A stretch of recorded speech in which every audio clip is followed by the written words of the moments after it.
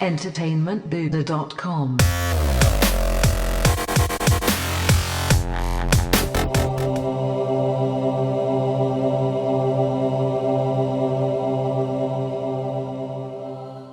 Hey now, peasants of Daventry, Matt Heywood here for entertainmentbuddha.com to review the fifth and final chapter from the Odd Gentleman's take on the King's Quest franchise, The Good Knight.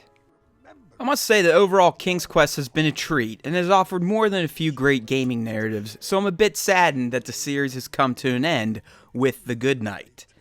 The Good Knight, as all of the other chapters, zeroes in on a particular adventure King Graham is recounting to his young granddaughter. This time around, though, Graham isn't so young himself, so for the first time you take control of the same King Graham who you've seen bedridden in the present-day moments from the previous chapters.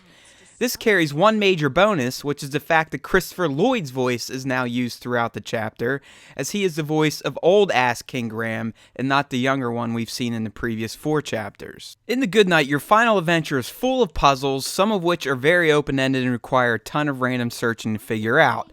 But there are others that shine. The last segment in particular features a series of math-based logic puzzles, and they really are fun riddles to solve that make you feel less dumb in real life when you do so. There's also a great nod to the good old 8 and 16-bit days of gaming, thanks to one of the main parts of this chapter taking place in Graham's mind. He's transported to an 8-bit version of his world, as well as a 16-bit version, which is a nice tip of the hat to fans of the original series. I won't divulge much about the plot, but if you've been playing the game, then you probably have an idea where it leads. I did find it to pack less of an emotional response than I anticipated having, but overall it does a good job at resolving the main arc of this King's Quest series, while also opening up the possibility for an entirely new adventure starring someone other than King Graham. The Good Knight is rather short and can be completed in less than 2 hours, and while it doesn't last long, it does do a good job at wrapping up the series, so it is definitely worth playing. The story is a bit touching, but could have hit harder on your heartstrings, and some of the puzzles are way too vague, but overall it's a worthy end to the Odd Gentleman's take on the King's Quest franchise. It earned a solid 80 out of 100 review score and an EB recommendation to play.